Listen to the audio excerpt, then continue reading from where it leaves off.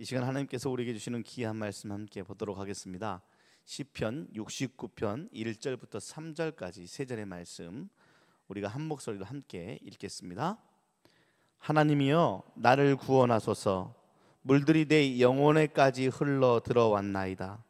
나는 설 곳이 없는 깊은 수렁에 빠지며 깊은 물에 들어가니 큰 물이 내게 넘치나이다. 내가 부르짖음으로 피곤하여 나의 목이 마르며 나의 하나님을 바라서 나의 눈이 쇠하였나이다. 아멘. 이는 하나님의 말씀입니다. 오늘은 마른 마음의 통로다라는 제목을 가지고 9번째 사귐의 기도 시간을 가져보고자 합니다. 지난 시간 혹시 무엇을 나눴는지 혹시 기억이 나시나요? 기도 일기에 대해서 이야기를 나눴습니다. 혹시 지난 시간 이후로 기도는 글로도 하나님께 드릴 수가 있구나라는 사실을 깨달으신 많은 분들이 있었을 거라 믿고 기도 노트를 만드신 분 또한 아마 있지 않을까라는 생각들을 해보게 됩니다. 꾸준히 글로 쓰는 기도가 많아질수록 하나님과의 사귐도 깊어질 줄 믿습니다. 오늘은 거기에 이어서 통성기도에 대해서 한번 알아보고자 합니다. 통성기도. 지금은 물론이지만 불과 한 20년 전만 해도 어느 교회를 가든지 통성기도가 기도의 정석이었습니다. 통성기도 하기 전에 하는 일이 있었죠. 무엇입니까? 주여 삼창이었습니다. 주여 삼창. 그래서 이 시간 우리 다 같이 주여 삼창 외쳐 부르고 합심하여 기도하겠습니다 라고 하면 주여 주여 주여의 박자가 딱딱 잘 맞아요. 하도 훈련이 잘 돼 있으니까. 이 교회뿐이었겠습니까? 저 교회, 이 교회, 저 교회. 그리고 옛날에는 지교회에서의 부흥회를 넘어서서 어느 교회에 누가 오십니다 라고 그러면 뭐 교단과 상관없이 그 교회로 싹 다 같이 모여서 강단 위에까지 올라 앉아가지고 함께 그 말씀을 들으며 또 기도 시간이 오면 주여 삼창을 반드시 외쳐 부르는 국룰이 있었죠. 그러다 보니까 그러한 부흥회의 주여 삼창 후에 외쳐 부르는 통성기도가 우리 한국교회 안에 많은 기도의 주류를 이루다 보니까 어떤 사람들이 많아지기 시작했냐면 목이 쉬는 사람들이 많아졌습니다. 그래서 교회 안에서 이렇게 목소리를 내는 사람들을 보면 야, 기도 많이 하시나 봐요 라는 말을 인사치레로 했더랬죠. 그리고 심지어는 그 음성이 아주 은혜스럽게 들리기도 했습니다. 저희 윗세대 선배님들의 목회자들 가운데는 늘 목이 쉬어 계시는 목사님들이 생각보다 많았죠. 저 그 목사님들 보면 참 진짜 은혜가 됐습니다. 저도 개인적으로 어떠한 증표라고 생각했냐면 그 목소리는 기도를 많이 한다라는 증표처럼 들렸기 때문에 그랬고 실질적으로 그런 분들의 영성이 아주 깊고 좋았습니다. 제가 신학교를 다니던 시절은 그야말로 통성기도가 어느 최고의 피크를 찍을 때였죠. 90년대 후반경이었습니다. 제가 98년도에 신학교를 입학했는데 98년도에 제 주위에 그 현역 친구들이 많았어요. 저랑 친구들이 굉장히 많이 있었습니다. 그런데 제 친구들 중에서도 목이 쉰 친구들이 그렇게 많았어요. 각자 출신 교회들이 다 달랐는데 자기가 어디 교회 출신이냐도 굉장히 자랑스럽게 여겼을 뿐만이 아니라 그중 가운데서도 기도를 아주 많이 해서 쉰 목소리는 좋은 교회 출신보다 더 멋진 훈장과 같은 게 아마 쉰 목소리지 않았을까라는 생각들을 한번 해보게 됩니다. 이런 선입견 때문에 이제 내가 소리내어 통성으로 기도하지 않으면 기도를 안 하는 것 아닌가라는 오해도 조금씩 생겨나기 시작했습니다. 더 나아가서 합심해서 함께 회중 가운데 함께 드려지는 통성기도 이외에도 혼자서 기도할 때마저도 통성으로 기도해야 되는 것 아닌가라는 오해가 생겨나기 시작했습니다. 근데 사실 많은 새가족들을 만나거나 교육을 하다 보면 어떠한 이야기들이 간혹 있냐면 통성기도 시간 가운데 저는 기도에 몰입을 하지 못했어요 라는 초신자 성도님들도 있었습니다. 더 나아가서는 기도회 가운데 처음으로 교회를 나왔다가 그 시간이 오늘 우리가 예를 들자면 심야 기도회나 부흥회 같은 데 처음으로 초청받아서 교회라는 곳을 처음 왔다가 아주 열광적인 통성기도 때문에 화들짝 놀라서 반감이 생겼다라는 사람들도 있었고, 완전 새로운 문화였다라고 이야기하는 사람들도 있었습니다. 그러한 가운데 모두가 한마음 한뜻으로 통성해서 합심해서 기도하면 베스트, 제일 좋은데, 그 시간 가운데 몰입하지 못하고 때우거나 버티는 성도도 있다는 사실을 우리는 때로는 간과해서는 안 되겠다라는 것이죠. 왜 그러냐? 마냥 소리 질러 가며 기도하는 통성기도의 행태가 영적 공허함으로 이끌어가는 원인이 될 수도 있기 때문에 그렇습니다. 통성기도가 잘못됐다라고 이야기하는 거 아니에요. 그것만이 기도라고 생각하는 게 잘못됐다라고 이야기하는 겁니다. 자, 통성기도가 오해되고 왜곡되면 어떠한 일이 나냐면, 오늘 말씀의 제목이 뭐죠?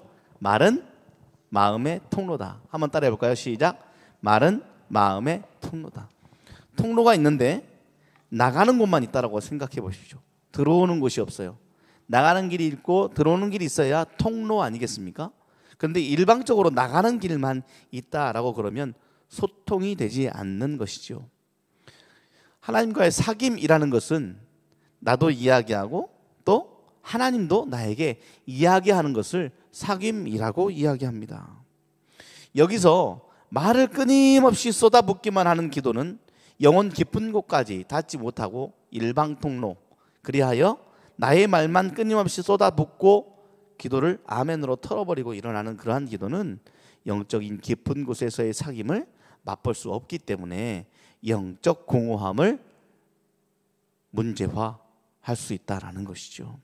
그래서 우리가 잊지 말아야 될 것이 있습니다. 말은 소통을 위해 존재하는 겁니다. 그래서 우리는 정신 나갔다라는 표현을 어떤 데 쓰냐면, 듣는 사람이 없는데 나 혼자 말을 계속하고 있으면 저 사람 아프다, 정신 나갔다라고 이야기하는 거예요. 반대로 또다시 정신 나간 형태가 있는데 앞에 사람 놔두고 계속 나 혼자서만 이야기하는 겁니다. 그것도 실질적으로 아픈 사람입니다. 말은 소통을 위해서 존재하는 거라니까요. 그런데 이러한 소통이 잘 일어나면 사람은 누구나 다 진정한 만족감을 느끼게 되는 것이죠. 그래서 부부가 행복하려면 결국에는 좋은 대화를 통해서 부부간에 소통이 있어야 된다는 겁니다. 대부분 부부간에 문제가 있는 이유는 소통이 되지 않기 때문에 그렇습니다. 남편만 일방적으로 말하거나 아내만 일방적으로 말하는 경우가 바로 그 경우가 되겠죠. 반대로 진정한 서로가 소통이 있으면 만족하고 행복해지는 관계로 들어가기 시작하는 겁니다. 인격적인 소통이 발생하지 않는 말은 피로와 공허감이 더할 뿐입니다. 그래서 그런 사람 안 만나고 싶습니다. 만나기만 하면 피곤해. 나는 한마디도 안 했는데 그 사람만 벌써 40분 쉬지 않고 계속 이야기하고 있다고 생각해 보세요. 다음에 또 만날 수 있겠습니까? 쉽지 않습니다. 이것을 기도로 쑥 끌어들이면 기도도 마찬가지입니다. 이 문제를 해결하기 위해서 우리가 지금 오늘까지 해서 9번 나눴던 주제들을 한번 기억해 보세요. 성경을 통해서 기도하십시다 라고 이야기했고, 묵상하며 기도하십시다 라고 이야기했죠. 그리고 찬양하며 기도합시다, 호흡 기도합시다. 그래서 예수 기도라는 것도 알려드렸죠. 그래서 나에게 가장 중요한 단어 3개를 한번 만들어 봐서 들숨과 날숨을 알아차리며 조용히 그 단어만 묵상하고 내뱉는 호흡 기도도 한번 해봤고, 지난 시간에는 일기 기도까지 이야기를 했습니다. 이 기도의 훈련의 목적이 무엇이라고요? 공허하게 나만 계속해서 쏟아내는 그러한 기도를 이제는 멈추고 조용히 나 혼자 이야기하는 습관을 벗어나서 내가 이제 어떠한 공간을 만들어내서 하나님이 하시는 이야기, 하나님의 마음을 헤아릴 수 있는 기도 연습을 한번 해보자는 의미에서 앞서서 이런 이야기를 해보게 되는 것이죠. 다시 한번 말씀드릴게요. 통성기도가 잘못된 게 아닙니다. 통성기도가 기도의 전부가 아니라 통성기도는 기도의 일부이기 때문에 그렇습니다. 자, 근데 우리는 주로 교회에서만 기도하는 성도들이 있기 때문에, 교회 밖에 나가면 기도 한 번도 안 하기 때문에 주된 기도가 회중기도, 그래서 대표로 기도해 주시는 분들의 기도 한번 듣고, 혹은 결단하며 찬양하면서 기도할 때 합심하여 기도하는 기도, 그 위에는 특별한 기도가 없다라고 생각하기 때문에 오늘 이러한 시간을 갖는 것 아니겠습니까? 여러분 재밌는 거 아세요? 통성기도 하는 나라 많지 않습니다. 정말입니다. 혹자는 통성기도는 한국 교회만의 유일한 특징이다라고 이야기하기도 합니다. 그러고 보니 한국에서만 있다가 다른 곳에 가보니까 통성기도 하는 걸 본 적이 별로 없는 것 같아요. 교회에서 예배하는 문화가 종종 다르고 독특합니다. 초기 외국 선교사들이 일기나 편지에 이렇게 썼어요. 한국 교인들이 통성기도 하는 걸 보고 뭐라고 기록했냐면, 야, 이것은 과거에 한 번도 본 일이 없는 놀라운 일이다 라고 자국에게 선교 보고를 했고 스스로 일기장에 써놨습니다. 이게 무엇에서 깜짝 놀란 겁니까? 통성기도에서 깜짝 놀란 거예요. 제가 일전에 사역했던 교회는 미국 이민교회 가운데 제일 오래된 기념비적 교회입니다. 미문화재로 교회에 한인들이 최초로 지은 교회로 미문화재. 그래서 하나도 훼손할 수 없고 하나도 변경할 수가 없습니다. 문화재로 등록되면 심지어는 빗물 바지 하나도 떼낼 수가 없습니다. 네, 잘 보존해야 됩니다. 그거 잘못하면 잡혀가고 감옥 갑니다. 그리고 제가 살았던 곳 안에 대한인 국민회라는 것을 같이 소유하고 있었습니다. 그래서 한국인 최초로 지은 미문화재 건물이 있었고 그 다음에 새로 건축한 약 한 500석 정도 되는 큰 교회 건물이 있는 곳 안에 사택이 한 곳이 있었는데 제가 그곳에 살았습니다.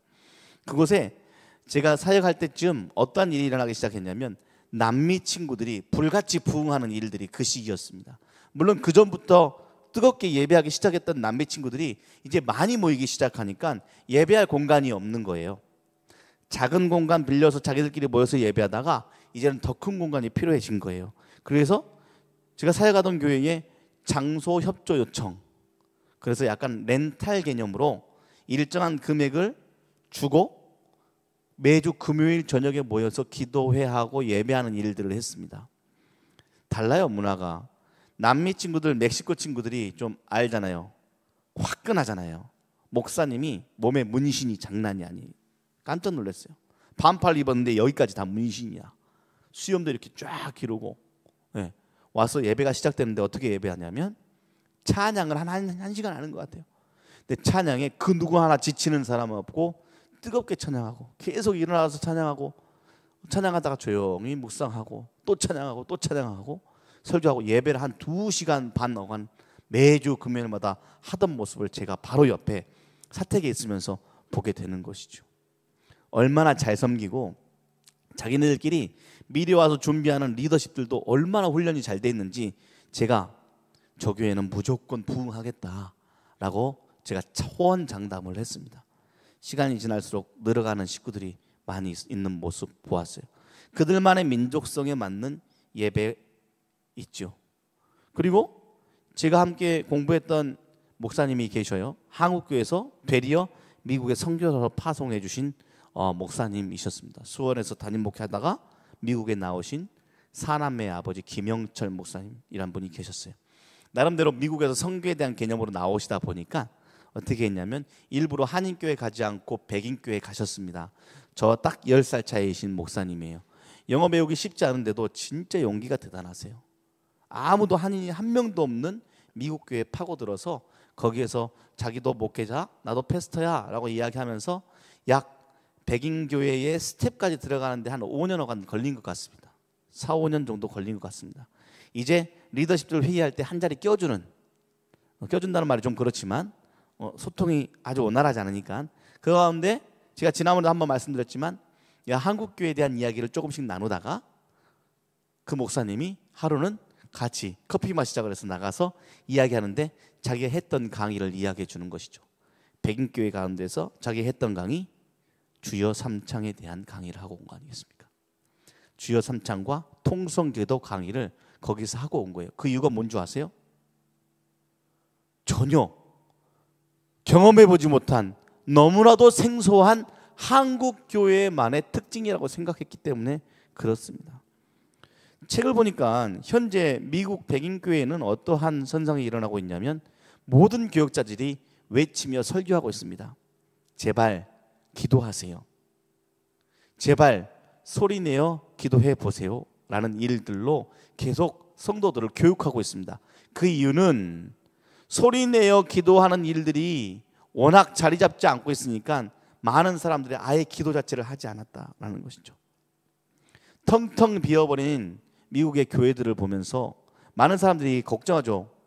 한국 교회가 미국 교회를 그대로 따라가는데 많이 대부분 우리 한국 교회도 저렇게 텅텅 비어져 버리면 어떡하나라는 고민과 우려를 많이 하고 있는데, 그 가운데 저는 기도가 사라져버린 교회에서 나타난 결과물이지 않을까라고 저는 감히 한번 판단해 보기도 합니다. 기도하지 않으니 제발 기도하세요. 거기에 비하면 우리 한국교회는 정말로 뜨겁고 영적으로 풍성한 교회가 맞습니다. 자, 이것은 한국적 영성의 특징만이 아니더라. 이 통성기도는 초대교회의 기도 양식과 상당히 많이 닮아 있다라는 연구가 많이 있습니다. 한국 논문들 가운데. 그리고 신학자 윌터 브루그만에 의하면 통성기도는 초대교회를 거슬러 올라가 고대 이스라엘 사람들의 기도의 영성과 가까이 있다라고도 주장을 했습니다.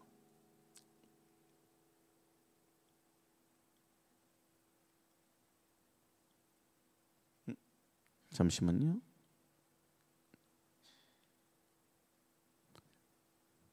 자, 신학자 윌터 브루그만이 이렇게 이야기했어요. 고대 이스라엘은 활기없고 고분고분한 기도보다는 실제적이고 긴급한 그 무엇이 달려있는 절박한 기도를 드렸습니다 라고 이야기했어요. 가만히 성경을 연구하다 보니까 아주 긴박할 때 절박한 기도를 드리지만 고대 이스라엘에서는 이 기도가 늘 되풀이됐다. 왜요? 이스라엘 민족애들은 절박한 상황이 많았기 때문에 그랬습니다.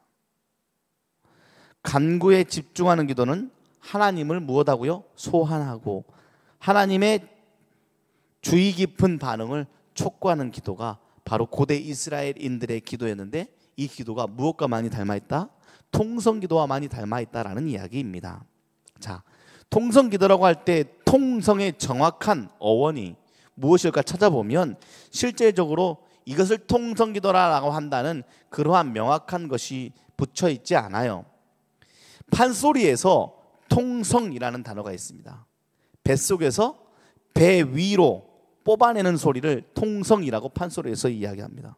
그렇기 때문에 소리 높은 외침으로 그 뜻을 풀이하는 게 맞겠다라고 이야기합니다. 그래서 소리 높은 외침으로 기도하는 기도, 통성기도입니다.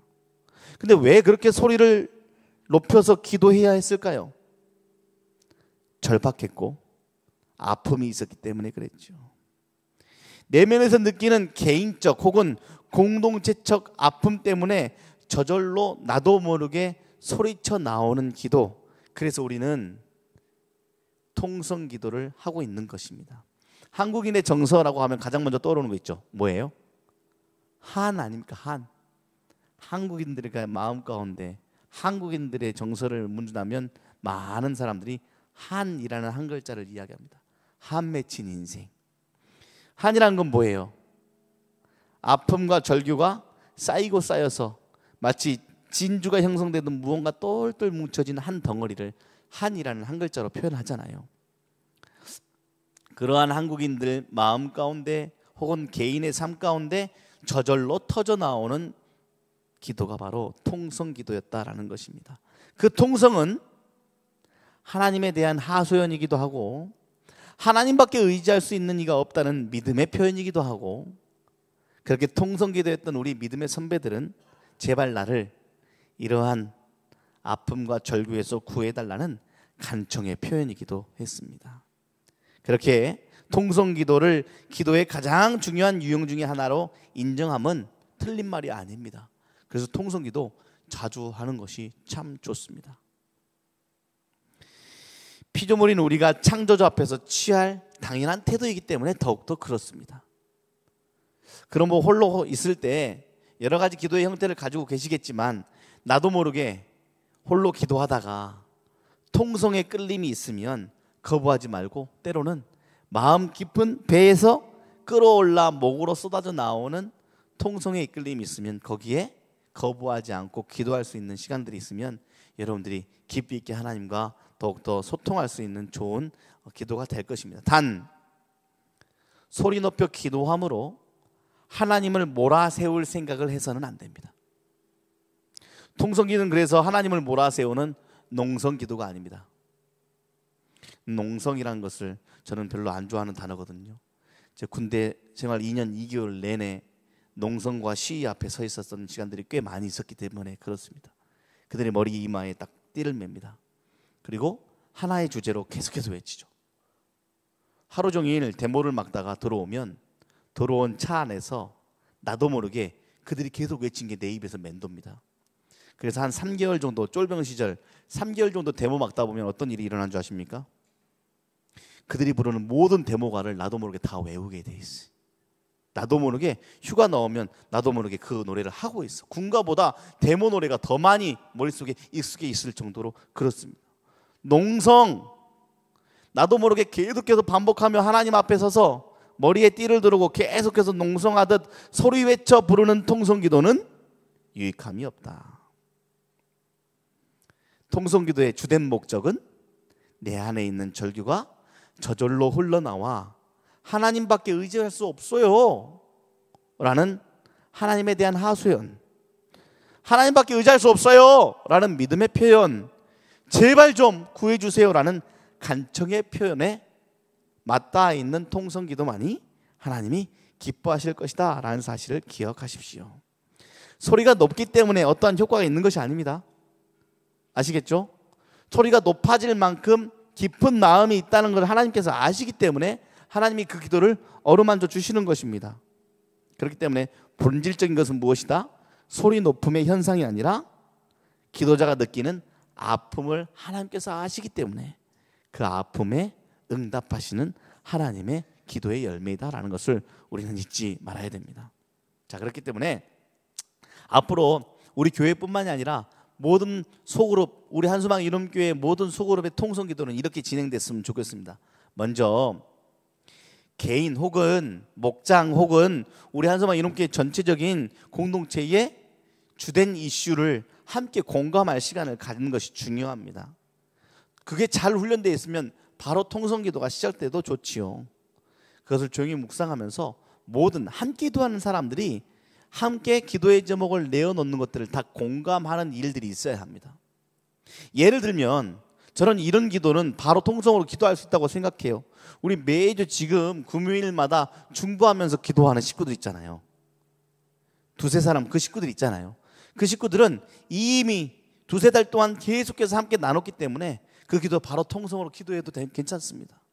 그런데 새로운 이슈와 함께 기도하는 기도 제목을 내놓으면 조용히 그 마음이 전달되고 하나 되기를 바라는 시간을 갖는 것도 참 좋은 방법이기도 합니다. 왜? 통성기도는 내가 그냥 마구대로 쏘아대는 것이 아니라 나도 모르게 내 마음 가운데 자리 잡아 공감되어 해석되어 그것이 배 위로 올라와 저절로 발생하는 것이 통성기도이기 때문에 그렇습니다. 그리고 각자 원하는 방식대로 기도하면 됩니다. 소리내서 속삭여도 좋고 웅얼거려도 괜찮습니다. 반대로 혼자서만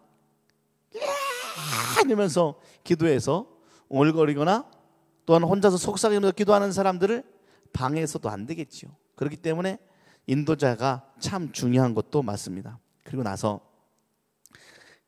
제일 중요한 것은 우리들의 기도의 제목과 함께 기도하는, 합심해서 기도하는 그 시간을 모두 성령님께 맡기면서 나에게 저절로 일어나는 기도에 성령님의 도우심에 따라 기도하면 되는 것입니다.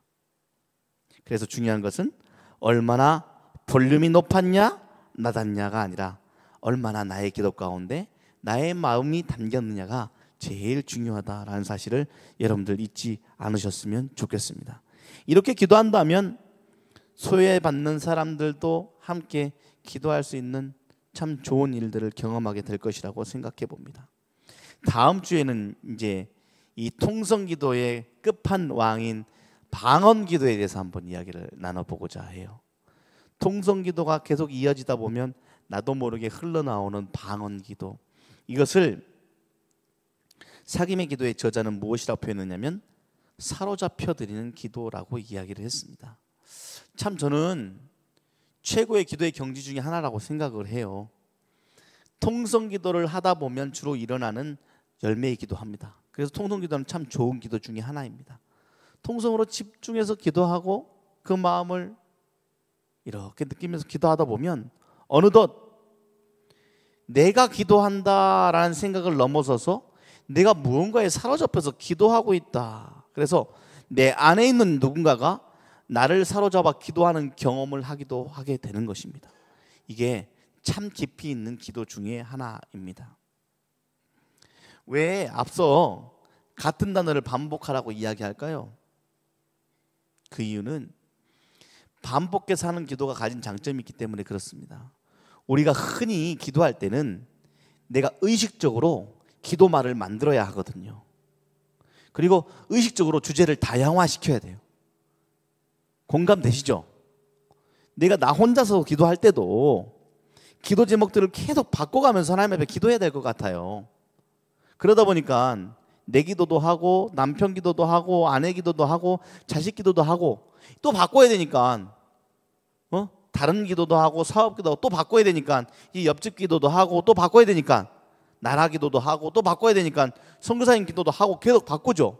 그런데 반복해서 예수 기도, 호흡 기도를 하라는 것은 자꾸 의식화하는 기도들을 하려고 애쓰면서 기도에 집중하는 일들을 좀 내려놓고 집중하지 못하는 일들을 내려놓고 진짜로 기도를 들으시는 하나님께 집중하면서 계속 깊이 있게 나의 기도를 들으시는 하나님을 계속 집중해서 초점을 잡고 바라보는 연습을 하다 보면 이제 의식을 넘어서 무의식과 잠재의식이 하나님과 맞닿아 사귐의 기도의 경지에 이르르는 더 깊은 기도의 영역에 내가 들어갈 수 있다는 것을 기도의 영성가들이 안내하는 것이죠. 그래서 우리가 새벽 만나 교대가 참 좋습니다. 굳이 새벽 시간이 아니어도 괜찮습니다. 새벽에 꼭 나오세요라고 강요하지 않습니다. 그게 정말 중요했다면 새벽에 저희들이 목자들 다 나와야 된다고 리더십들을 새벽기도 안 나오고 뭐 하냐고 윽박지를 수도 있겠죠. 그게 그들에게 유익하다면. 근데 그렇게 하지 않습니다. 하지만 우리가 매일매일 말씀을 묵상하고 말씀의 초점만 하나 잡고 그 말씀을 계속 되새김질하며 그 말씀을 통하여 발견된 하나님을 묵상하며 기도하는 일들은 너무나도 유익하고 좋습니다. 이 말은 왜 하느냐? 의식적으로 오늘이나 내일이나 어제나 엊그저께나 1년 후나 2년 전이나 3년 후나 10년 전이나 계속 똑같은 기도만 반복하면, 물론 반복해서 하는 기도도 중요하지만 의식화하다 보니 내 머리, 이 작은 머리로 쏟아낼 수 있는 단어가 한정되어 있고 이 작은 머리와 나의 삶의 작은 바운더리 안에서 쏟아낼 수 있는 기도가 한정되어 있다 보니까 계속해서 의식화하며 기도를 정형화하다 보니까 기도의 맛을 느낄 수가 없다라는 것이죠. 넘어서서 사로잡혀 드리는 기도, 나의 의식을 넘어서는 무의식과 잠재의식 속에 담긴 내 안에 사는 이 예수 그리스도니. 그래서 다음 주는 갈라디아서 2장 20절의 말씀이거든요. 내 안에 나와 함께 사는 이, 내 안에 거하시는 이, 그를 바라볼 수 있고 그를 경험하는 일은 오로지 기도 위에는 할 수가 없는 겁니다. 그래서 매일 새벽 만나는 말씀 가운데 새롭게 다가오는 하나님을 발견하는 일들로 우리가 계속 묵상하고 있는 것이고, 기도는 또다시 내 안에 살아계신 하나님을 계속해서 발견하는 작업을 하는 것이지요. 사랑하는 여러분, 이런 기도, 하나님과의 사귐을 통해서 성령님께서 우리를 도와주실 것입니다. 우리가 하기 연약한 존재다 보니까 성령이 우리를 도와주실 것입니다. 자, 로마서 8장을 보십시오. 이와 같이 성령도, 누구도요? 성령은 어떤 영이죠? 보혜사, 우리를 도와주시는 영이에요. 거룩한 영이죠. 거룩한 도우시는 영께서 우리의 연약함을 도우시사 우리는 마땅히 무엇을 알지 못해요? 기도할 바를 알지 못해요. 의식적으로 하려다 보면 한계가 느껴져요. 그러나 오직 성령이 말할 수 없는 탄식으로 우리를 위해 친히 간구하여 주실 것이다. 그 말은 무슨 말이에요? 우리를 위해 친히 기도하실 것이다. 마음을 살피시는 이가 성령의 생각도 아시나니 이는 성령이 하나님 뜻대로 성도를 위하여 친히 간구하시기 때문에 그렇다. 자, 바울 연구가들은 여기서 바울이 지금 방언에 대해서 이야기하고 있다라고 많이들 해석하고 있거든요. 자, 방언으로 하는 기도는 무엇이다고요? 자신이 무엇을 기도하고 있는지 알지 못하는 기도를 이야기하는 겁니다. 그래서 우리가 통성 기도가 되었건 예수 기도가 되었건 호흡 기도가 되었건 묵상 기도가 되었건 반복해야 되는 기도가 되었건 계속 기도 있게 파고 파다 보면 하나님과 딱 접촉되어 이제 내가 의식적으로 무언가를 하지 않으려고 있어도 내가 하나님과 어느덧 대화하고 있고, 그러한 단계에 들어간 사람들이 어떻게 이야기하냐면 내가 기도 가운데 하나님의 음성을 들었어 라고 표현하는 겁니다. 내 고막을 때리는 주파수로 무언가를 들었다라는 표현이 아니라 내가 의식적으로 하나님께 계속 일방적으로 나의 단어들만 쏟아내는 기도가 멈춰지고 난 후에 그럼에도 불구하고 하나님과 대화의 자리에 있다 보니 내가 하나님의 마음을 알았어 라는 이야기를 하는 게 하나님의 음성을 들었어 라고 이야기하는 거예요. 거기에서야 비로소 그 단계, 그 공간에서야 비로소 우리는 기도의 응답이란 단어를 이해할 수 있는 것입니다. 여러분, 기도의 응답 받고 살고 계시지요? 기도의 응답 받고 살고 계시지요? 언제 응답 받았다고 여러분들 이야기하십니까? 들었을 때, 혹은 하나님의 의도와 뜻을, 하나님의 마음을 알아차렸을 때 우리는 기도에 응답 받았다. 하나님의 뜻을 알았다. 그러니 이제 내 뜻과 다른 하나님의 뜻을 알았으니 응답받았다라고 이야기하며 내 뜻을 제로화시킬 수 있는 믿음으로 살아가는 작업, 이것이 하나님의 뜻대로 살아가는 우리의 삶입니다. 기도하며 살아가는 우리의 삶입니다. 우리 모두가 그러한 일들로 연말 대림절을 맞이하는 모두가 되었으면 좋겠습니다. 너무 행복한 것 같습니다. 기도에 대해서 계속 이야기할 수 있다는 것은. 그리고 우리 교회가 말씀과 기도에 대해서 계속 반복토록 하나님께서 직접 말씀하시니 참 좋습니다. 연초에 우리 교회가 무엇을 하면 좋을까? 참 많은 고민하긴 했지만 심각하지 않았습니다. 바로 답을 주셨습니다. 그리고 자연스럽게 어노인팅 금요 기도회가 중보기도와 조인되고 기도로 깊어지는 은혜를 우리에게 허락해 주셨습니다. 이는 하나님이 우리가 일방적으로 바라는 것을 넘어서서 하나님이 우리에게 주시고자 하는 공간이 더욱더 많이 늘어나는 은혜의 시간인 것 같습니다. 우리 교회는 갈수록 이 공간을 더욱더 크게 마련하고 더욱더 열어가는 교회가 될 것입니다. 그래서 우리 모두가 마음을 쫙 열어, 내 생각이 아닌 하나님의 생각이잖아, 하나님의 뜻이잖아, 하나님의 마음이잖아, 그런 교회일수록 더욱더 성령으로 충만해진 교회 될 줄 믿고 불평과 불만이 사라지고 합심하여지는 교회가 되는 줄 믿습니다. 오늘 저녁 우리가 이와 같이 기도했으면 좋겠습니다. 자, 한 번만 정리해 볼게요. 소통 없는 말은 내적인 공허함의 원인이 됩니다. 통성 기도가 그러한 위험성이 있는 기도가 맞습니다. 하지만 통성 기도는 하나님을 몰아세우는 기도가 아니고 집단 농성이 아니라는 사실을 깨닫고 진짜로 저절로 일어난 현상 가운데 하는 기도라는 것을 알게 되면 우리의 마음 깊은 곳에서의 아픔 혹은 절박함이 입 밖으로 크게 쏟아진다면 하나님 그 기도 기뻐하시고 들으실 줄 믿습니다. 그러니 거부할 필요도 없습니다. 성령께 사로잡혀 우리들의 마음, 그래서 기도의 주체가 내가 아니라 기도의 주체가 성령과 하나님 더불어 나와 믹싱이 되어져 함께 깊은 사귐이 있는 아름다운 통성의 기도의 자리 가운데 하나님이 여러분들을 초청하고 계십니다. 그러니 이제 오늘 저녁에는 소리내어 기도하는 연습을 한번 해보고자 합니다. 앞서 말했듯 날카로운 소리로 크게 소리치지 않아도 괜찮습니다. 누군가는 중얼거려도 되지만 소리를 입 밖으로 한번 내보는 연습을 한번 해보는 것입니다. 주로 입 밖으로 내보는 연습이 안 돼 있어서 입 밖으로 내는 기도를 못하는 경우가 많습니다. 제가 한 가지 더 알려드릴까요? 대표 기도가 힘드신 분들 계시죠? 제 주위에 어떻게 하면 대표 기도 잘할 수 있나요? 라는 질문을 생각보다 많이 받습니다. 그 답은 아주 명확합니다. 대표 기도를 많이 해보면 됩니다. 답이 없습니다. 대표 기도를 많이 해보면 대표 기도가 조금씩 쉬워지기 시작합니다. 지금 주일이면 우리 교회 귀한 리더십들인 우리 안수 집사님, 권사님들 얼마나 기도 열심히 준비합니까? 한 주, 두 주, 세 주, 네 주 기도합니다. 기도하면서 열심히 준비하고 그 기도문 다 저에게 보내주십니다. 그럼 제가 또 그 기도문을 함께 보면서 같이 기도하고 어느 정도 탈구하고 토요일 날 또 읽어보고 주일 아침에 또 읽어보고 올라와서 하는 기도예요. 리더가 기도를 훈련받아야죠. 통성기도도 훈련해야 합니다. 소리내어서 기도해보지 못했다? 라고 해서 소리내어 하는 기도는 다 잘못됐다라고 치부하지 마시고 촌스럽게 촌스러운 거 진짜 하수. 내가 못하는 게 잘못됐다라고 여겨버리는 거 진짜 하수.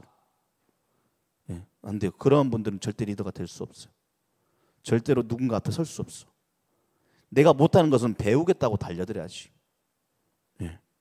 그래서 그와 더불어 하나님께서 장성한 분량으로 이끌어가는 그 일들 가운데 동참코자 욕심내는 일들 훈련이 필요합니다. 그래서 소리내어 하는 기도들도 시시때때로 훈련하시는 여러분들 되었으면 좋겠습니다. 하지만 자리를 비워 하나님이 이끌어가시는 그 자리까지 가시는 여러분들 되셨으면 좋겠습니다.